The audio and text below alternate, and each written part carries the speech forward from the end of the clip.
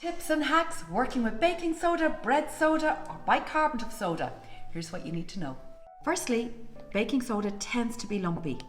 So it's important that you either sift it or you put it on the palm of your hand and with the back of the spoon, press it out.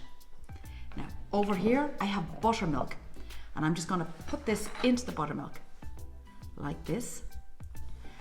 Soda needs something acidic to work against. So the bubbles form when the acid reacts with the soda. So you use either buttermilk or you're going to use natural yogurt or sour milk, and look at that. Yay! That's how it works. Next time you're making soda bread, don't forget you need buttermilk, natural yogurt or soured milk for the soda to work and for your bread to rise.